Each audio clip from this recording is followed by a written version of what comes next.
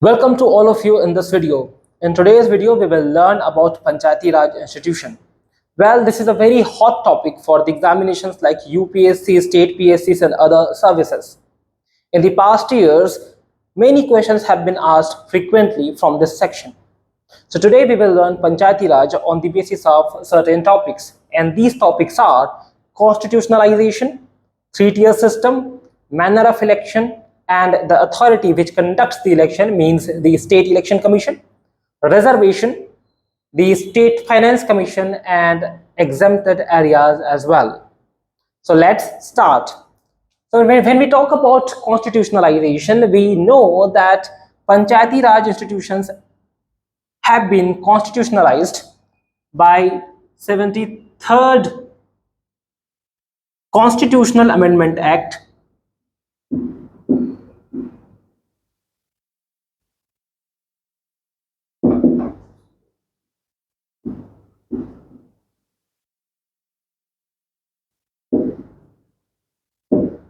1992, and this constitutionalization took place under the Narasimha Rao government. Now, this 73rd Constitutional Amendment Act 1992 added a new part, that is part 9 of the Constitution. Apart from part 9, it also added 11th schedule,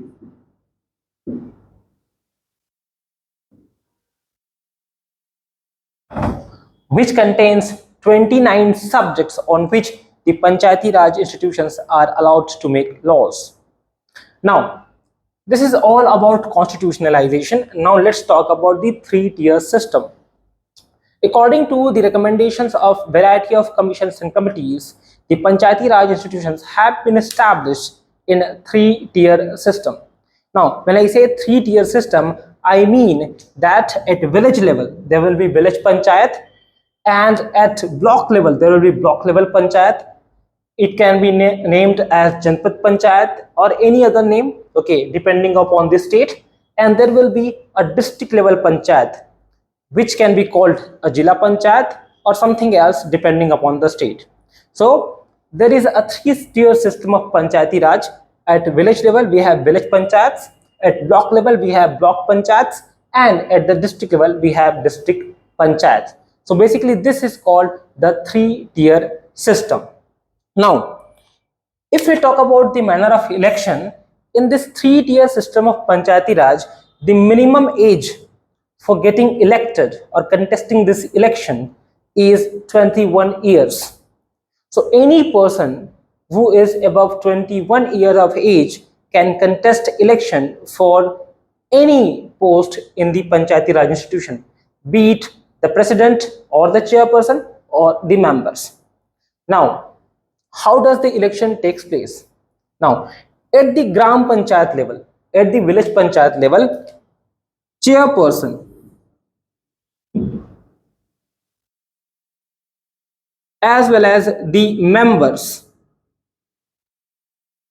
both are elected directly.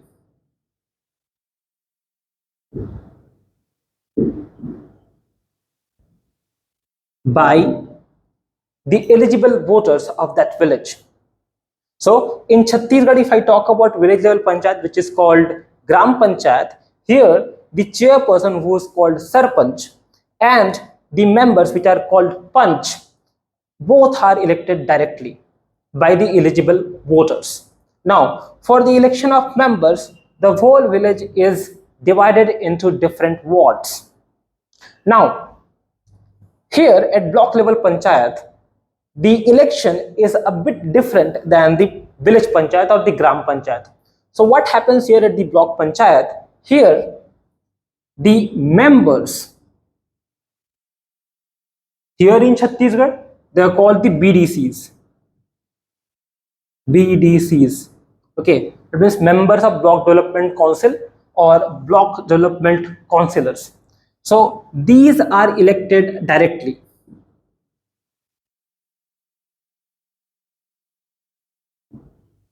By the eligible voters. But as far as the chairperson is concerned,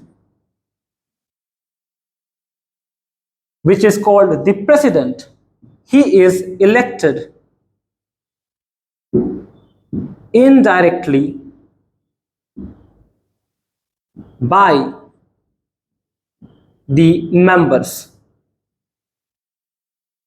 So here at block level panchayats, okay, the members which are also called BDCs, okay, they are elected directly by the people, for which the whole block is divided into different constituencies, okay, and all the elected members, they elect the chairperson from amongst themselves, and that is why this election is called indirect election, because the general people do not participate here, and the chairperson, who is called the president, is elected by the members only.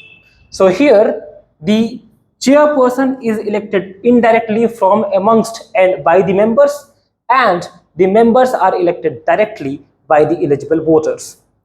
And the similar system is adopted at district level panchayat. Here also the members are elected directly. Members who are called DDCs, district development councillors, are elected directly by the people. Here also the whole district is divided in different constituencies, and the chairperson, who is again called the president, is elected indirectly by the members.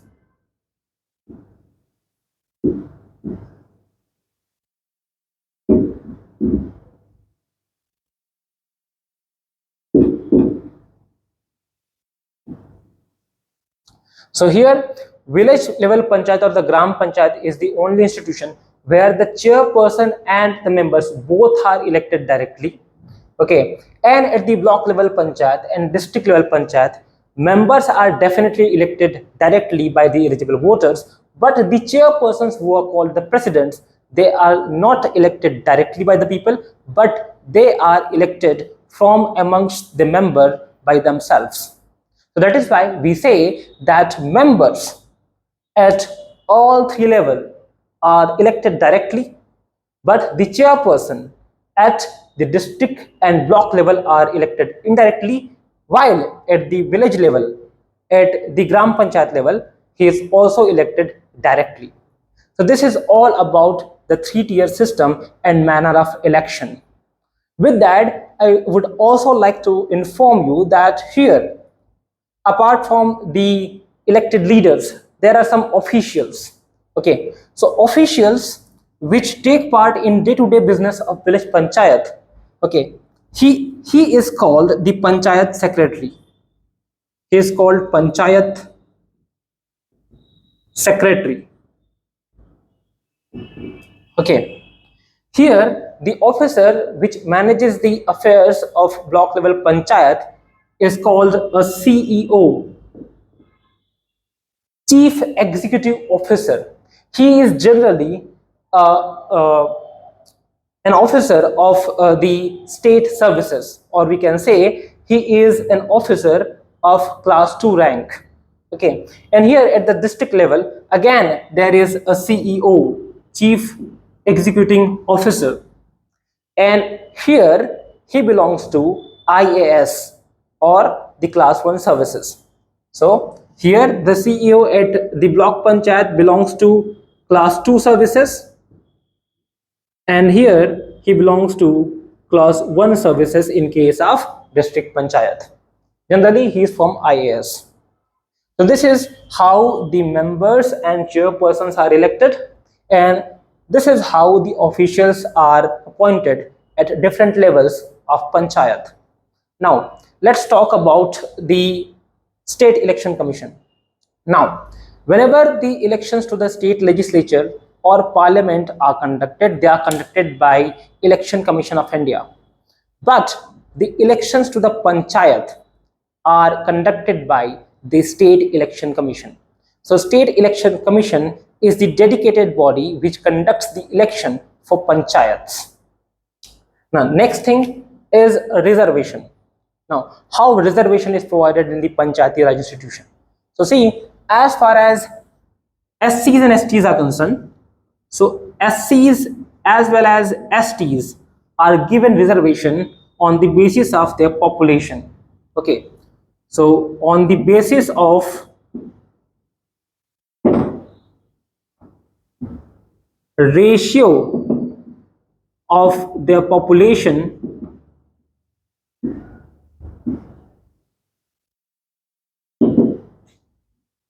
to the population, or I should say the total population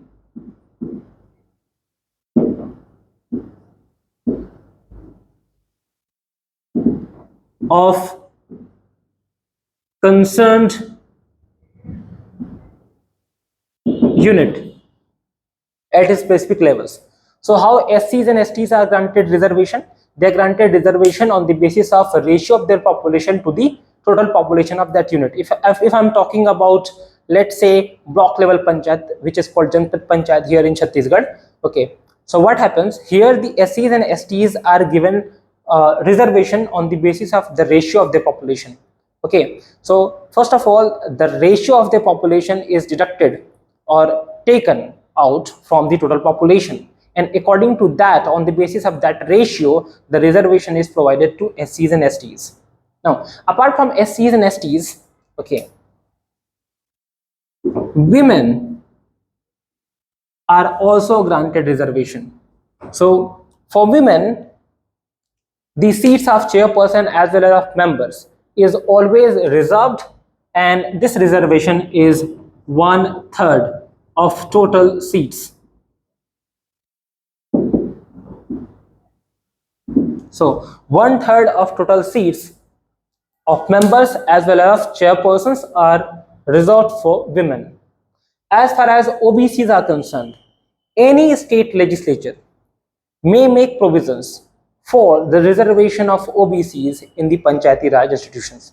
So it depends upon state legislature, and again it depends upon different states.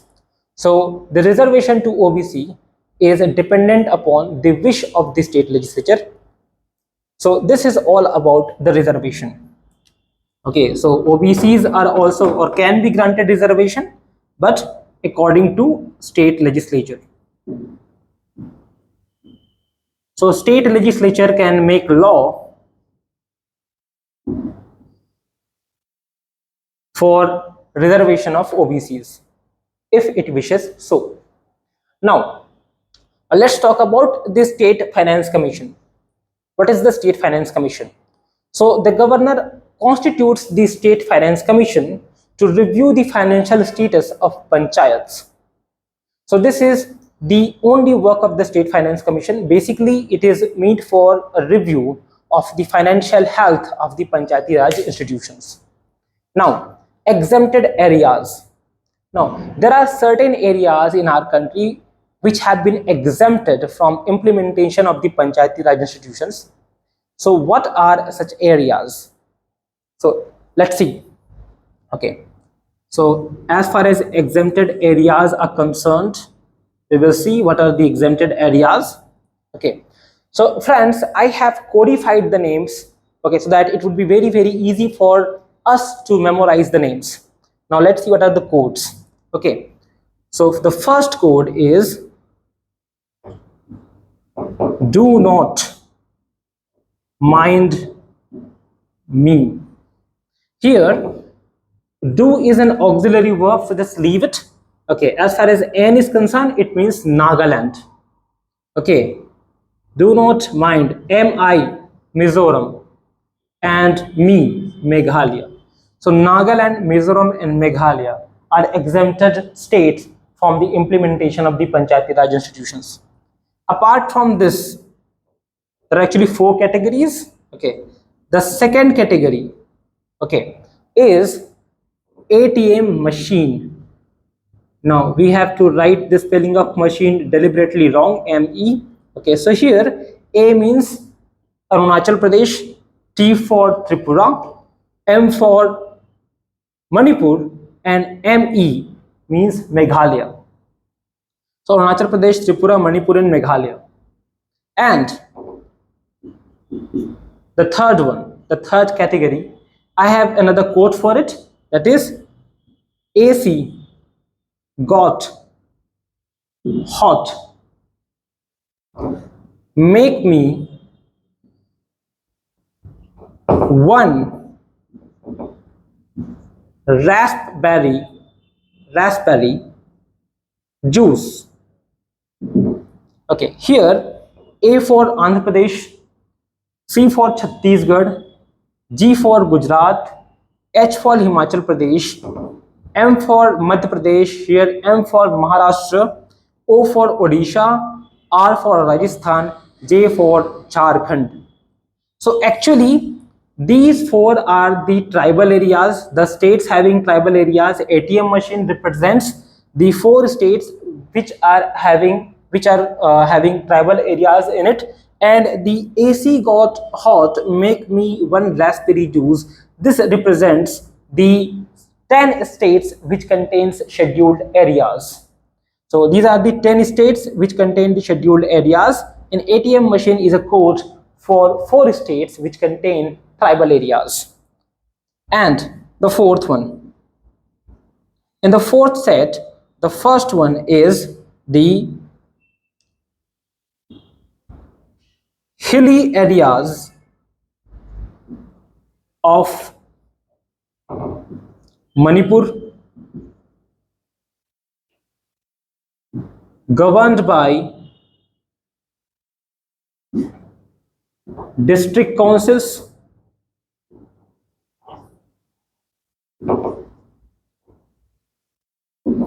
and the second one is actually the Darjeeling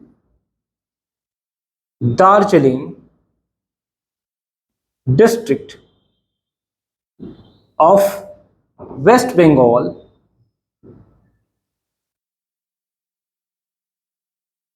governed by Gorkha councils. Now, so these four category of areas have been exempted from panchayats. Later on, to implement the panchayats in the 10 states which contain fifth schedule areas or the scheduled areas, okay, government enacted an act which is called PESA Act. Okay, so provision for extension of Panchayati Raj institutions in scheduled areas. Okay, so PESA Act was made to extend the Panchayati Raj institutions in the 10 states containing the scheduled areas. And this PESA Act was enacted in 1996. So this is Panchayati Raj institution in short. Okay, if you like the video, do like, comment and spread the love. Thank you.